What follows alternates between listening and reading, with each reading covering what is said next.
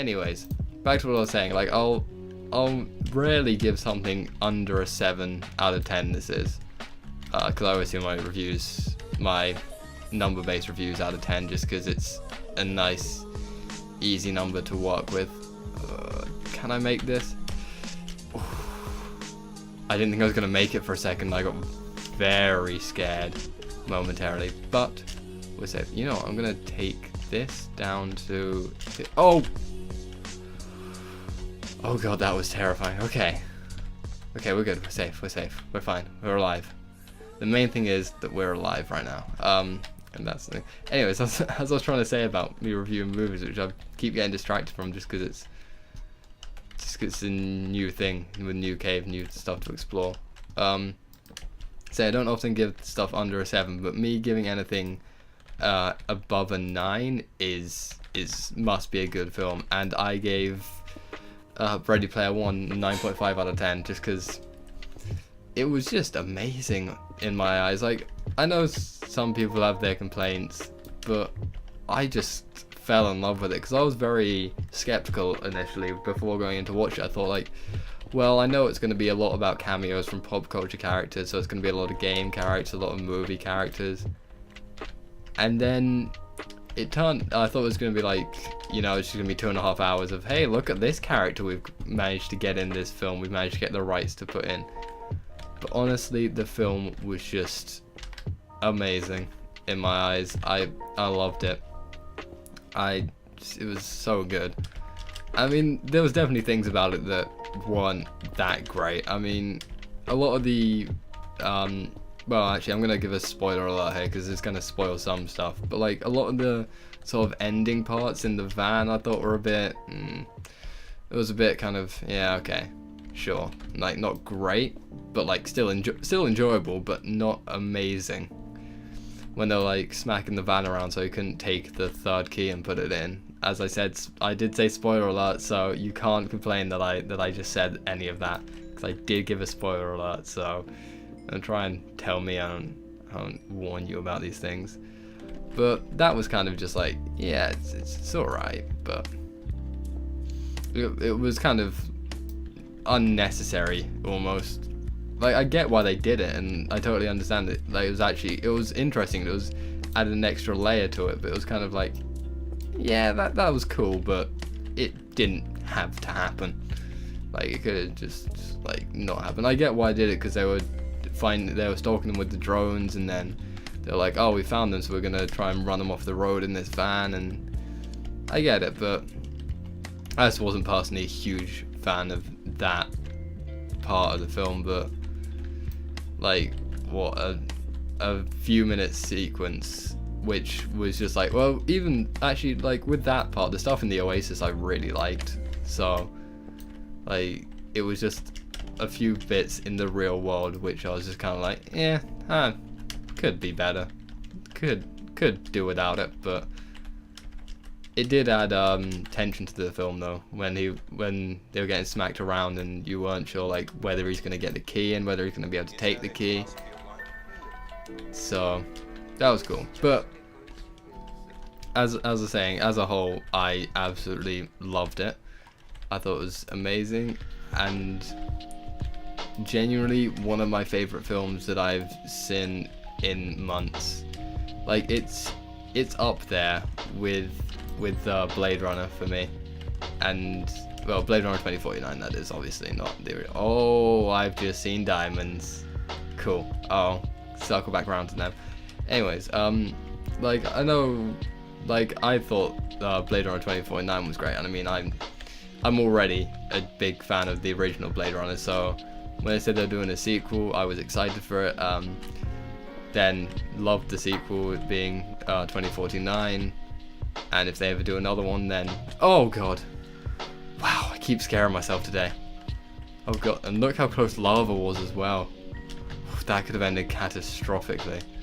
Okay, anyway, I keep getting distracted because I keep falling off stuff and just being a bit of a derp, as 2011 kids would have said.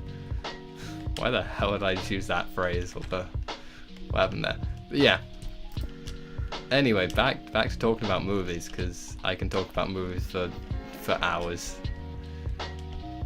anyone that's started a conversation with me about movies knows I can just go on and on and on, and I can review movies for the life of me on Twitter. So yeah, if you want to see me do movie reviews, I know it's kind of like, you're just plugging yourself, but honestly, if you want to see a review of the movies that I watch, I do it on Twitter. So I've done that with, recently did Deadpool, then Fantastic Beasts and Where to Find Them, and then most recently Ready Player One. And the one I enjoyed least out of them was Fantastic Beasts. It felt pointless to me, that film. I'm going to get back to Ready Player One in just a minute, but I got to talk about Fantastic Beasts first. But the film just felt kind of pointless. Like, everything that happened in the film could have just not happened, and there would be no difference. It's not like anything that they did had a lasting outcome. Like, it just kind of felt like, okay, cool. So what did you accomplish in this film? And it was like, well, they saved the they got back all his beasts, and after they ran rampant in the city, it's like, oh cool, so the city's still destroyed and it's made a lasting impact on the world and they have to deal with that. It's like, oh no, they just magicked the city back to normal and made everyone forget about anything that they'd seen. Just kind of like, cool, so what did they do that made a lasting impact? And I just felt there was like no point to the film. I had one person actually get really pissy in my Twitter mentions when I said that. Some random person, never spoken to this person before. They got really annoyed at me, and one of my friends as well, because my friend agreed with me, and we were just both like, yeah, it was kind of just pointless. Like, I don't get it. And this guy who just appeared out of nowhere on my mentions, and he's blocked me now because I called him a head ass because I thought it would be funny. Which, in my defense, it was quite funny to me at the time. But yeah, just kind of felt like a pointless film to me. But I get why some people would have enjoyed it as maybe a sort of cathartic watch. But as an actual film that has substance to it, no. And this guy was trying to say, well, you just can't understand the non-linear plot. And I'm just like, dude, shut up. Right. Anyways. Yeah, back to the film that I actually enjoyed. Well, actually, seeing as I talked about Deadpool recently, I'll touch on that. See, can you not YouTube adverts? God damn it! I apologize profusely again for YouTube ads. Yeah, Deadpool I liked, but the story just felt a bit all over the place. Like, in general, I enjoyed it.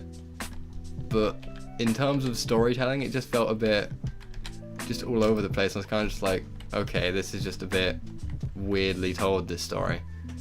But as a whole, I like the film, so I wouldn't take the weird way of the storytelling and say, yeah, that ruined the film for me, because it was still a good film. It was still an enjoyable watch, but diamonds. But I need to clear everything up here first, so I need to get to the top of these water sources and block them off, because otherwise it's just going to get in my way, and I really don't like having water sources just blocking me off and like pushing me around and stuff. So, whoops. Yeah, I thought like the way Deadpool's story was told just kind of felt a bit all over the place, really. I just wasn't a big fan of the way it was told, but like the contents of the film were really good. And I thought it had the good comedic aspect. It had good more serious sort of fight scenes sort of stuff, which was always had a more comedic undertone just because it's Deadpool. That's the character.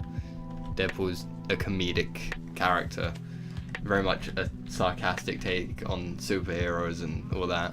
I mean, if you watch the trailer for Deadpool 2, you can see it's very much a sarcastic take on, like, it starts off, well, at least the one I've seen, very much starts off with a sarcastic take on the serious superhero film. So like your things like Infinity War and stuff like that, it starts off with a very sarcastic take on them, which I like, that it can be very self-aware that Marvel have been very self-aware with Deadpool, with the self-deprecating jokes almost. Okay, cool. That's that cleared up. Oh, it's just there's so much water around here. Jesus, it is intense. I've lost my way already. Totally lost my way, but that's okay. Ow. That was enough full damage to hurt me? Okay, Jesus. Right, okay, so now I clear up this water source, I grab those diamonds. Actually, I'll make sure everything's safe before I grab those diamonds, because I don't want them falling in the lava, because then I will get annoyed at myself. Yeah. But then, now we come on to me talking about my favourite film of recent times being, obviously as I've mentioned, being Ready Player One, which the storytelling was just told in an understandable fashion. Like, the thing with Deadpool was like flicking between his origin story and like current times, and it was just kind of like I don't really know. It just kind of got confusing. I got a bit lost sometimes. I was like, okay, so what's happening when? Whereas with Ready Player One, it was pretty much, it was like it starts at the beginning and then flows forward in time from there, which I liked. I mean, there was obviously some time jumps between, like, well, right at the end when he's explaining what they did with the Oasis, and that's obviously a time jump forwards at least a few weeks or whatever. Wow, that was a extremely high water source. Jesus. Okay, now we just fall down on this, which will cushion my fall, so I take 0 fall damage. Boom. Okay, cool. Okay, need to make sure everything here is safe. Okay. Okay, yep. Yeah, everything here seems to feel safe. What you gotta do when mining diamonds is break every block around the diamonds to make sure you can get them safely. Which I could. There you go. 3 more diamonds. Hell yeah, that's awesome. And some gold, because everyone loves gold. Alright, cool. That's a good find to get some diamonds. I don't know if those are the same diamonds I was looking at earlier when I was more of a different area, which I forget where I was. I'm gonna run over here again. I'm getting myself very lost here, which is part of the fun of mining in Minecraft, is just getting yourself lost, not really knowing where you are.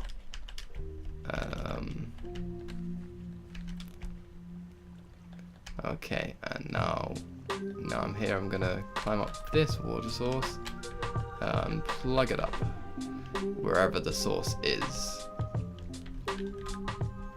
Yeah, I keep getting distracted from the topic at hand, talking about Ready Player One, just because I have other things to talk about, like game-related things to talk about. But yeah, as I said, the storytelling was really good, and I really enjoyed the story itself. I mean, it was very typical of the small guy beats the big corporation. I mean, you've seen it a million and one times before, but I got to give it to the way Spielberg directed it. He did it well. He did it in a way that still felt fresh and new, and it didn't feel like, and like, it was obviously a story that you've all heard before of the little guy beating the big corporations, going all up against them and winning.